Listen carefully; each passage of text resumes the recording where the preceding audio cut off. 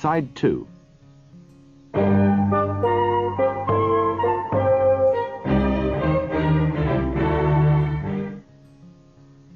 Two. The first of the three spirits. When Scrooge woke up, it was very dark in the room. He heard the church clock start striking, and listened to see what the time was. To his great surprise, the heavy bell went on striking up to 12, then stopped. 12 o'clock? It was past 2 in the morning when he had gone to bed. The clock must be wrong. He looked at his watch. It said 12 o'clock too. Have I slept all day? Is it the next night already? Scrooge asked himself. Or has something happened to the sun? Perhaps it's midday, not midnight. But that's impossible. He climbed out of bed and felt his way to the window. But there was nobody outside in the dark, foggy streets, and he realized it must be night time. He went back to bed again, but could not sleep. He was worried because he could not understand what was happening. Was Marley's ghost a dream? He wondered. But it seemed very real. He lay awake until he heard the clock striking 1/4 to the hour. Suddenly he remembered. The ghost had warned him that a spirit would visit him at 1 o'clock. He decided to stay awake until 1 o'clock had passed. The 1/4 of an hour passed very slowly, but at last he heard the clock striking the 4 quarters. It's 1 o'clock, cried Scrooge delightedly. and nothing has happened. But he spoke before the hour bell had sounded. The clock now struck a deep, sad 1. And immediately light shone into Scrooge's bedroom. The curtains round his bed were pulled open.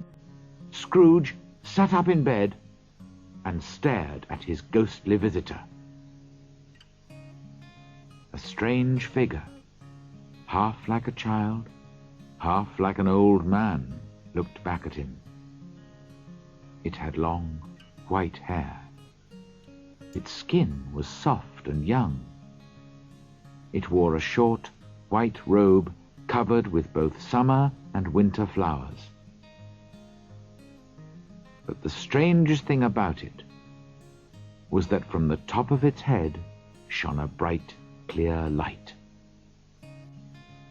Perhaps this light was sometimes too bright, because under one arm it carried a hat, which looked like a large extinguisher. Who and what are you, sir? Asked Scrooge. I am the ghost of Christmas past, replied the spirit, in a soft, gentle voice. Do you mean long ago in the past? Asked Scrooge. No, your past. Spirit, please tell me why you are here. I am here for your own good, answered the ghost. Thank you, replied Scrooge politely. But secretly he thought, bah, a night of unbroken sleep is a more useful thing to have. The spirit seemed to hear him thinking, and said at once, I am here to help you change your life. Watch and listen. It put out a strong hand and held Scrooge by the arm. Get up and come with me. It was dark and cold outside. Scrooge did not want to go anywhere, and for a moment he thought about pretending to be too ill to go out. But he did not like to refuse, so he said nothing and got out of bed. Together they passed through the wall of the house, out into the darkness. Suddenly, Scrooge realized they were standing on an open country road, with fields on each side. London, the fog, and the darkness had all disappeared, and it was a clear, cold winter day, with snow on the ground. Good heavens! Cried Scrooge. I was born near here. I remember it well. The spirit looked kindly at the old man. How strange that you've forgotten it for so many years. What is that on your face? Are you crying? Scrooge put a hand over his eyes. It's nothing. I've got a cold, that's all. Take me where you want, spirit. Scrooge recognized every field, post, and tree as they walked along the road towards a little market town. All around them were young schoolboys on horses and in farmers' carts, laughing and wishing each other a Merry Christmas as they travelled to their homes for the Christmas holiday. They are only shadows from the past, said the spirit. They cannot see us. Scrooge knew and named all of them. Why was he so delighted to see them? Why did his cold heart beat faster when they went past, shouting, Merry Christmas?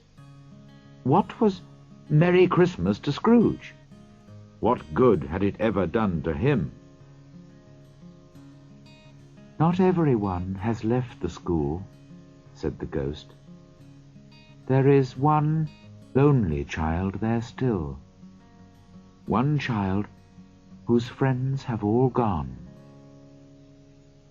I know, said Scrooge. And now he was crying openly. They turned into a smaller road and soon came to the school. Inside, in the long, cold, silent classroom, a lonely boy sat reading near a small fire. When he saw his poor, forgotten past self, Scrooge sat down at one of the desks, put his head in his hands, and cried. Poor boy. I wish... But it's too late now. What the matter? Asked the spirit.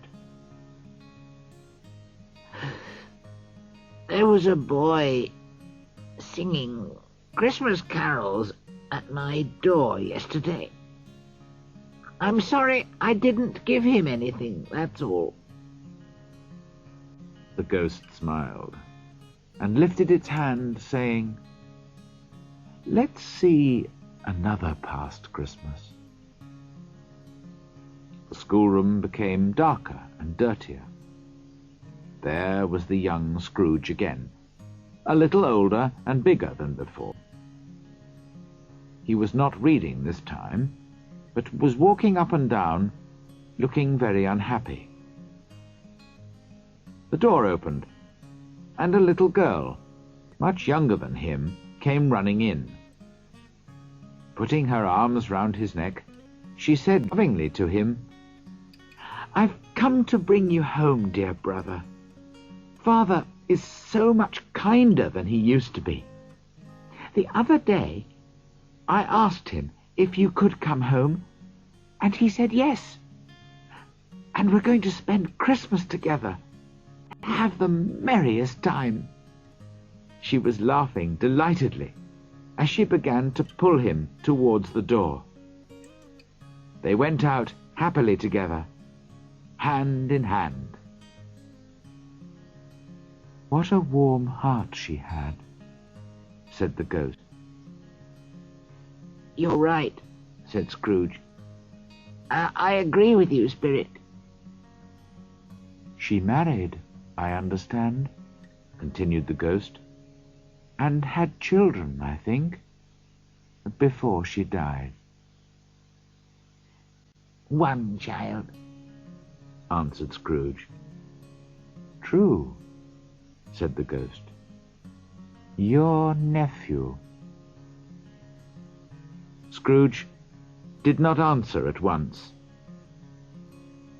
"Yes," he said at last. Now the school had disappeared, and they were in the middle of a busy town, with shadowy crowds and carts all around them. Here it was Christmas time again, but it was evening, and there were lights in the shops and streets. The ghost stopped at an office door. "Do you know this place, Scrooge?" he asked. "Know it?" cried Scrooge. "Why, I was a clerk here." They went in, and when they saw a large, kind-looking old gentleman sitting at a high desk, Scrooge cried excitedly, "Good heavens! It's old Fezziwig! God bless him! It's Fezziwig alive again!" Old Fezziwig put down his pen and looked at the clock. Fastening his coat buttons over his fat stomach, he started laughing as he called out in a rich, deep, happy voice, "Ebenezer! Dick! 7 o'clock! No more work tonight. It's Christmas Eve, remember." The young Scrooge hurried in with another clerk. "That's Dick Wilkins," said Scrooge quietly to the ghost. "He always liked me. Oh dear, poor Dick." Together, the two young clerks put away all the pens and papers, and following Fezziwig's orders, cleared all the furniture away from the centre of the room. In came a fiddler. In came Mrs. Fezziwig, fat and smiling. In came the 3 Fezziwig daughters, sweet and pretty. In came the 6 young men who were in love with them. In came the cook with her young man, the milkman. In came the boy from next door, with the girl from the house opposite.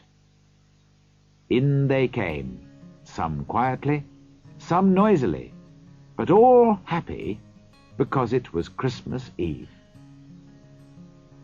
The fiddler started playing, and away they all went in the dance, 20 pairs at the same time, round and round, down the middle and up again. When they were all tired, old Fezziwig cried out, "Well done! Now, have something to eat and drink." There was cake and hot meat and bread and cold meat and fruit and all kinds of drinks on a long table near the door. And after they had eaten, they danced again. When the clock struck 11, the dancing ended. Mr. and Mrs. Fezziwig stood by the door, shaking hands with each person as he or she went out, and wishing him or her a Merry Christmas. During this time, Scrooge had thought of nothing except what was happening in front of his eyes. He remembered and enjoyed it all with the greatest delight. But when the dancing came to an end, he realized that the ghost was looking at him. The light on the spirit's head was burning very clearly. "It seems easy enough to amuse these childish people," said the ghost. "It was nothing much that Fezziwig did, was it? After all, he only spent a few pounds on food and drink and paying the fiddler." "It isn't a question of money," replied Scrooge warmly. He was speaking like the young man he used to be, not the old man he was now. "No, Spirit. You see, our employer can make us happy or sad. His words, his looks, all these things are so important. The happiness that he gives is just as valuable as money." He suddenly stopped speaking when he felt the spirit watching him closely. "What's the matter?" asked the ghost. Nothing," said Scrooge. "just that I'd like to be able to say a word or two to my clerk now." Now Scrooge could see himself again. He was older now, and it was clear that he was beginning to show an unhealthy interest in money. His eyes were restless, and his mouth looked thin and mean.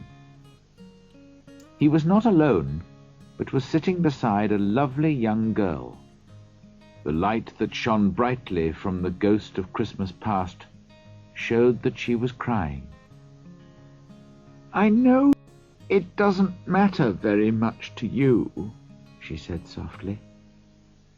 "You care about gold more than you care about me.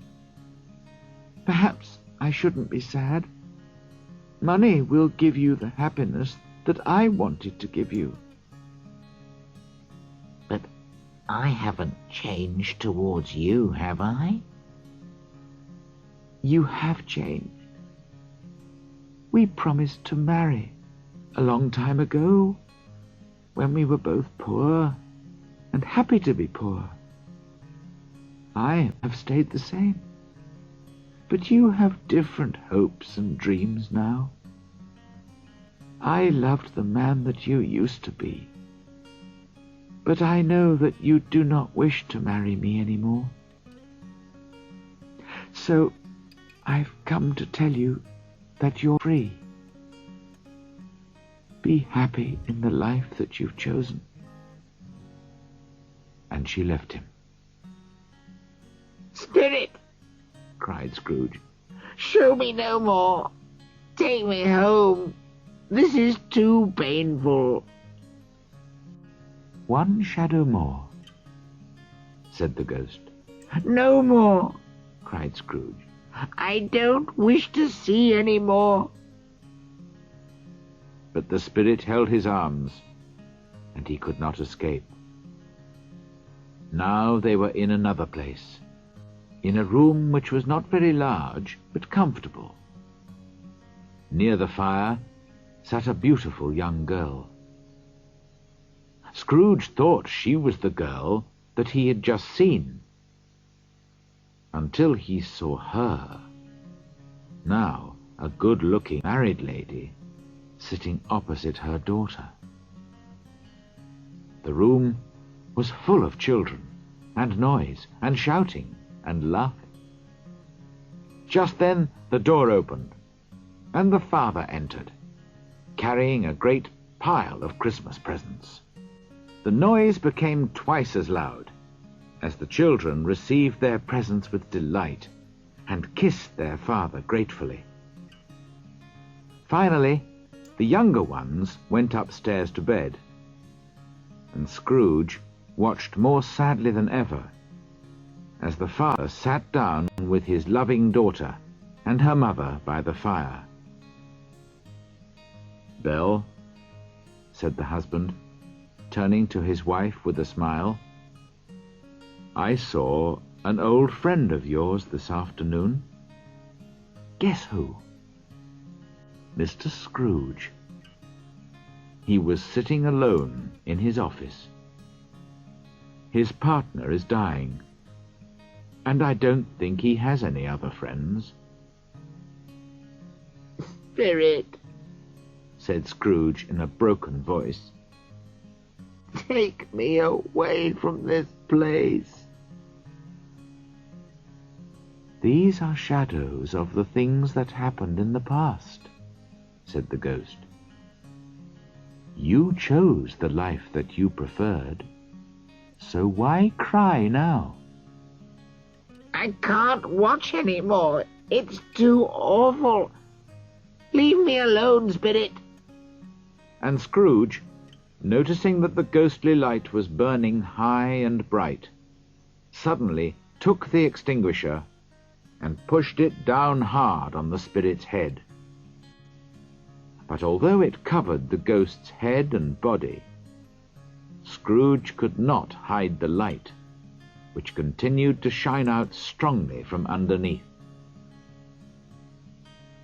Now Scrooge found himself back in his own bedroom again. Feeling very tired, he climbed into bed and at once fell into a deep, heavy sleep.